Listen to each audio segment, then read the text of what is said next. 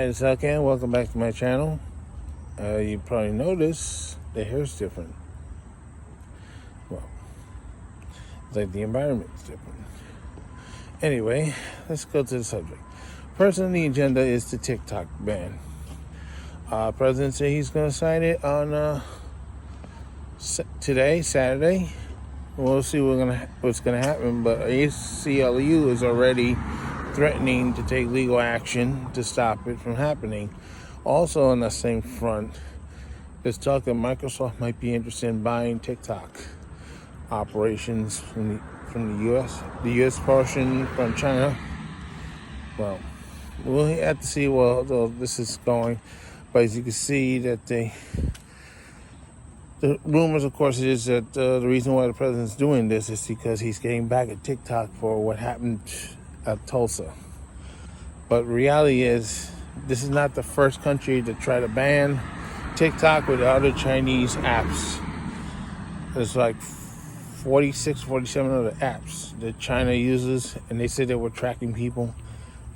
Not only that, it was involved in a major incident in India. So, India and China weren't getting along. They had a clash on the border. So India banned those apps first. The U.S. is second. And there's a story going around that Japan might be banning them too. So this is a developing story. Now, what's not getting attention, and it should be, is the first waves of lawsuits related to the COVID-19 pandemic. Many families are suing employers for the death of their loved ones for not protecting them from the virus. So this looks like it's going to be a big issue, because in the past they would have employment lawsuits like that involving 9/11, other hazardous materials like asbestos. That was the big one from the 70s through the 90s. The World Trade Center situation is still going on. Basically, not a lot of protection was given. I know they're going to say, well, we were following the CDC guidelines at the time. Problem was that China wasn't being honest about the stuff as well. So, which just brings up another subject for New York City Transit. Well, you may have heard from me in the past that we had a chance to get some good masks back in 2001, but for whatever reason, the leadership at the time decided to go with the cheap version that only protects three things, NBCs, and not National Broadcast Corporation, NBC. Nuclear, biological, chemical, but not fire. But we needed was those NK95 masks that we could have wore every day, and they didn't want to do that. And then this is an agency that was making a lot of money at the time. They cut services, they cut jobs, they cut a whole lot of crap.